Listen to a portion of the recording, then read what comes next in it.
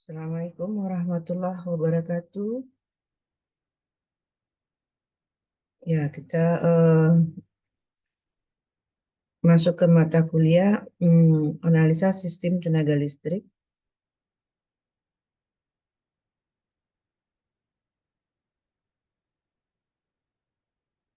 Baik, eh,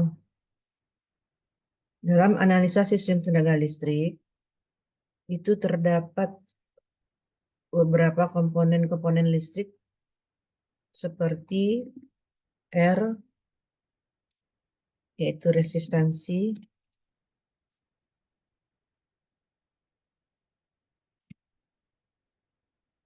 L, induktansi, dan C, kapasitansi.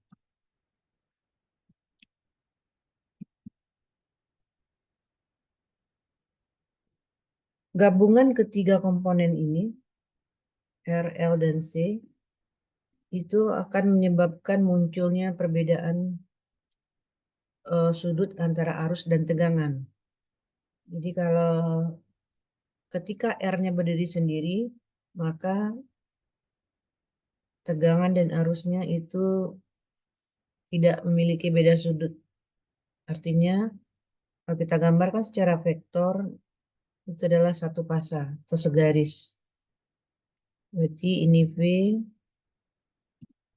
ini I. Oke, tidak ada beda sudut. Namun untuk induktansi,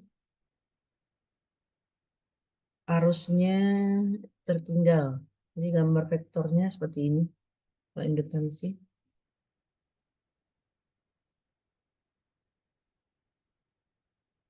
Induktansi berdiri sendiri, artinya tidak ada rangkaian komponen lain seperti resistansi dan kapasitansi. Nah, ini induktansi berdiri sendiri, maka arusnya tertinggal. Semakin besar, ini arusnya, ini tegangannya. Nah, arusnya tertinggal sebesar 90 derajat. Ini, kalau kita putar ke kiri, maka arus tertinggal. Atau bisa juga dikatakan tegangan mendahului sebesar 90 derajat.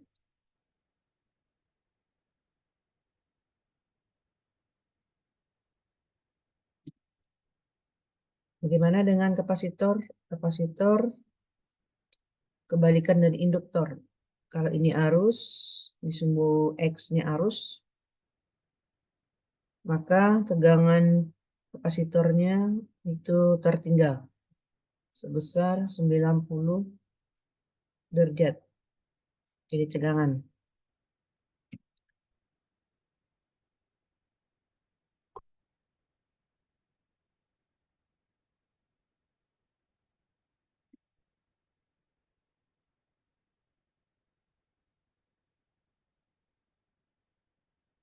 Nah, ini kalau komponennya, komponen listriknya atau jenis-jenis besaran listrik R, L, dan C berdiri sendiri, maka beda sudutnya. Kalau resistansi itu 0, kalau induktansi 90, tegangan mendahului, dan kapasitansi tegangan tertinggal. Nah, namun dalam kenyataannya, dalam aplikasi dan penerapannya, RLC itu selalu bergabung atau selalu tidak pernah berdiri sendiri, tapi ada bercampur ya, misalnya RLC seri atau RLC paralel atau RLC seri dan paralel. Nah, seperti itu. Akibat penggabungan antara RL dan C, maka sudutnya itu tidak lagi 0 dan tidak lagi 90 derajat tegangan mendahului dan juga tidak lagi tegangan tertinggal 90 derajat. Namun akan membentuk suatu sudut tertentu. Nah, misalkan, oh ya, suatu sudut tertentu dan itu bisa kita analisa pakai vektor. Oke, ke trigonometri. Nah, misalnya gini. Oh, oke, itu kita hapus dulu.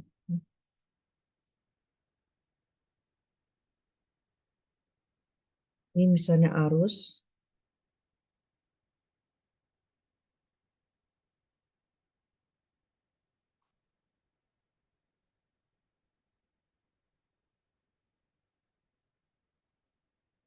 Nah, maka tegangannya tidak 90, tapi lebih sedikit lebih kecil dari 90 dan juga tidak 0, tapi lebih besar dari 0 karena dia bukan resistif murni. Ada campuran di situ. Nah, kalau kita gambarkan ada sudut di sini. Nah, di sini. Ini tegangan antara arus dan tegangan.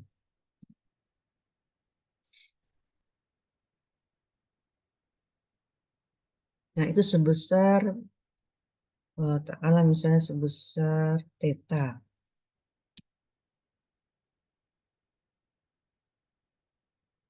Sudut theta. Nah, ya, berarti dalam analisa sistem tenaga listrik nanti kita akan berhubungan dengan sudut yang terbentuk antara tegangan dan arus pada sistem tersebut. Nah, begitu.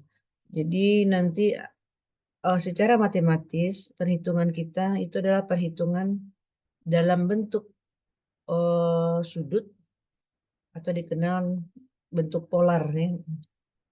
Jadi penulisan angka dalam bentuk sudut itu dikenal dengan istilah polar, bentuk polar untuk sudut. Nah, itu sudut yang dibentuk antara arus dan tegangan tadi. Nah, kemudian ada lagi penulisan angka dalam bentuk imajiner.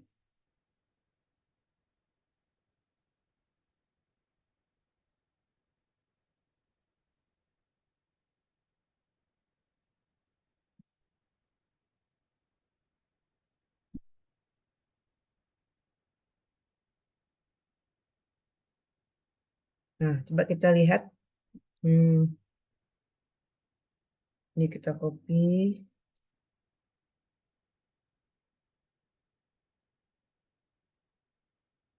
Sekarang vektor yang ini kalau kita tuliskan dalam bentuk polar maka eh,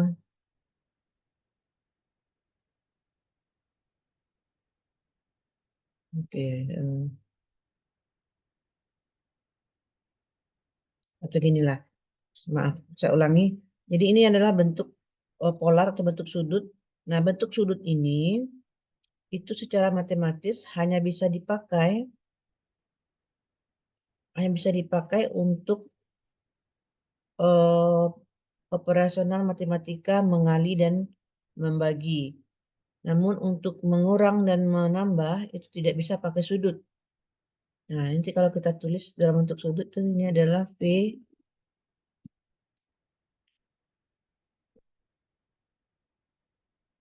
sudut.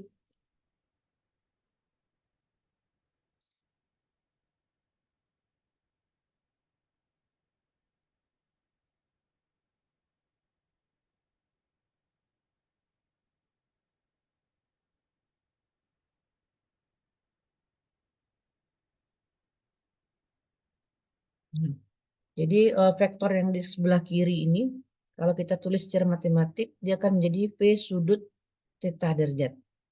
Gitu.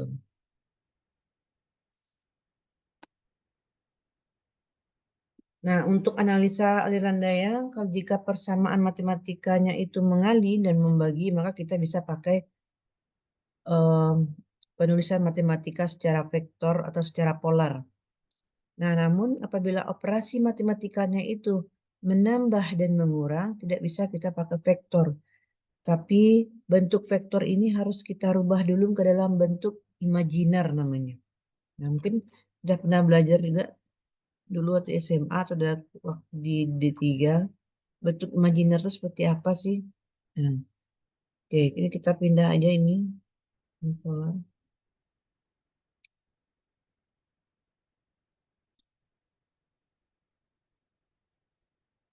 Bentuk imajiner itu adalah bentuk yang dituliskan dalam bentuk untuk sumbu X dan sumbu Y. Nah, misalnya sumbu X-nya,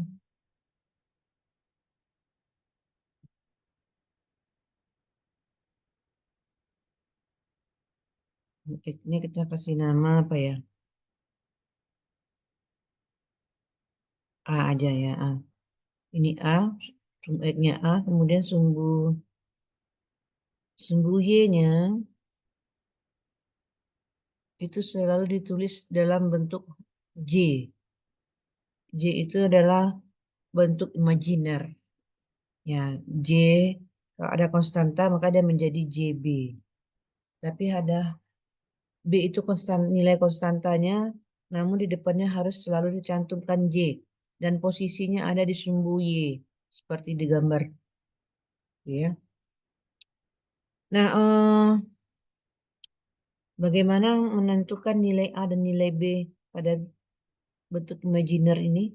Kita pakai matematika trigonometri. Mungkin masih ingat? Nah, kita lihat sin theta. Masih ingat ya sin theta? Sin theta,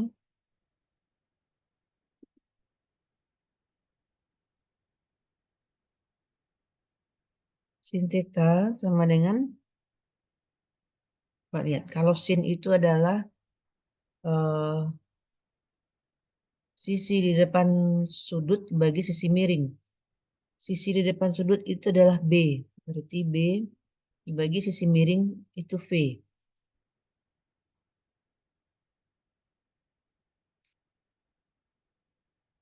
Kemudian, oh ya, ini maaf ya. Kita ini merubah dari terbalik ya. Merubah dari imajiner ke polar. Nah, kemudian sin theta, berarti kalau imajiner berarti ada angka yang diketahui. Kalau kita tulis dalam bentuk imajiner ini adalah, bentar, V sama dengan A ditambah JB. Nah, itu kalau kita tulis dalam bentuk imajiner. Kemudian gimana merubah imajiner ini ke polar? Tentunya kita cari sudutnya dulu. Sudutnya kita boleh pakai sin, bisa pakai T cos, atau bisa pakai tangen. Kalau Anda pakai sin, maka rumusnya menjadi sisi di depan sudut bagi dengan sisi miring. Nah, kemudian untuk mencari tetanya gimana? Tinggal mencari arcus sin. Ya, B bagi V. Misalnya B-nya itu diketahui berapa saat bagusnya? B, kalau B itu 1 misalnya. Hmm. Kemudian A-nya berapa bagusnya? 2 misalnya kan. Nah, maka V-nya berapa? V-nya itu adalah pakai rumus Pitagoras. V sama dengan akar,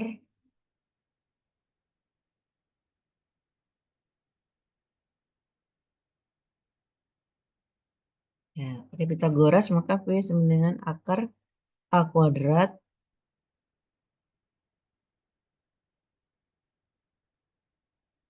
tambah B kuadrat. Nah, pakai Pitagoras ya. Nah, kalau nilai A-nya diketahui bisa kita masukkan nih. Masukkan angkanya sama dengan akar dari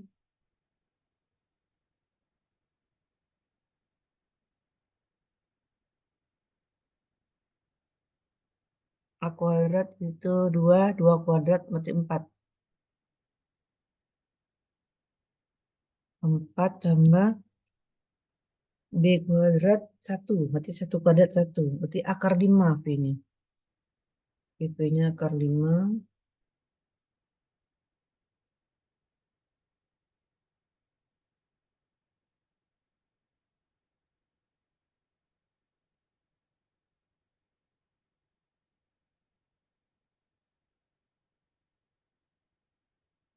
Mari dapatkan V sama dengan akar 5.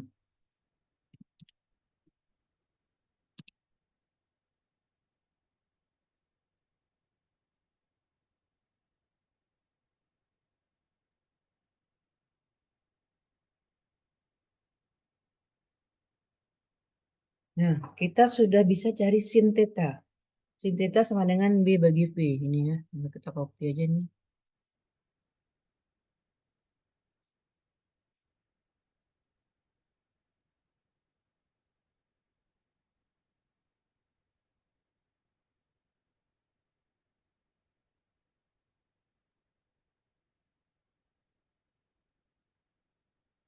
Nah, sin theta sama dengan B bagi V. Berarti B-nya 1 sama dengan 1 bagi V.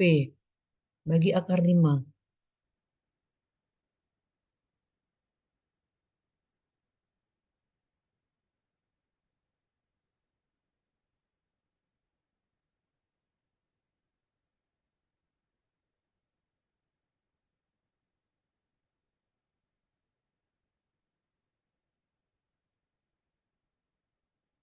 Nah, 1 bagi akar 5 sekitar 1 bagi 2.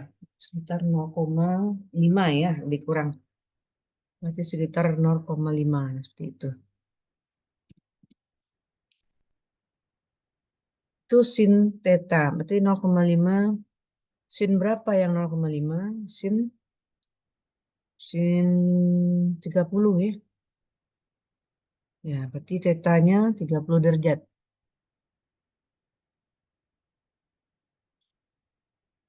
Ya. Dari mana datang 30? Dari arcus sin 0,5. Berarti sekitar 30 derajat. Ya, kalau nggak salah sin 30 itu setengah ya. Sin 30 derajat. Nah, kalau udah dapat sudutnya 30 derajat, maka kita udah bisa tuliskan dalam bentuk bentuk polar. Oleh karena itu bentuk polar dari eh apa tadi imajinernya A ditambah JB pada gambar yang ini nih di kanan CV sama dengan A tambah JB, maka bentuk polarnya maaf, A tambah JB-nya tadi 2 ditambah J1. Ya. Kan kita masukkan angkanya yang ini nih. Ini yang ini, kita copy lagi.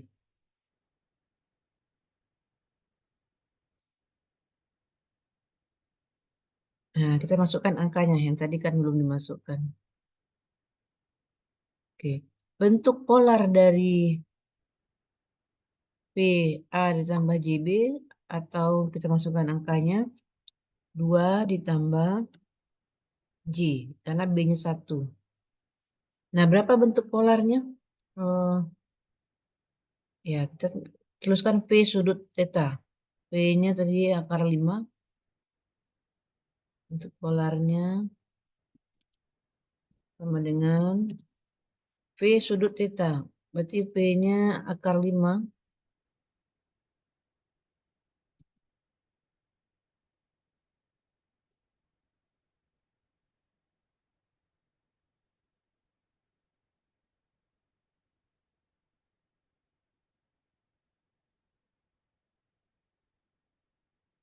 Ya, V sudut theta. Akar 5 sudut 30 derajat. Nah, jadi gitu caranya ya, merubah dari polar ke imajiner dan sebaliknya dari imajiner ke polar. Sudut 30 derajat.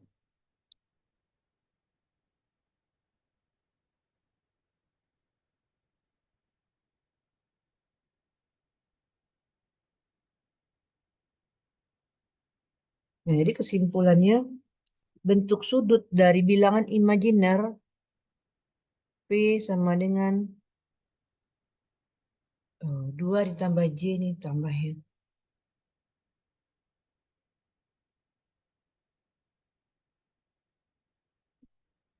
Bentuk polar dari bilangan imajiner V sama dengan 2 ditambah J sama itu adalah akar 5 sudut 30 derajat. Nah, jadi untuk perhitungan matematika mengali dan membagi, maka kita pakai bentuk sudut. Namun menambah dan mengurang, kita pakai bentuk imajiner. Oke. Baik, kita akhiri yang untuk bilangan imajiner.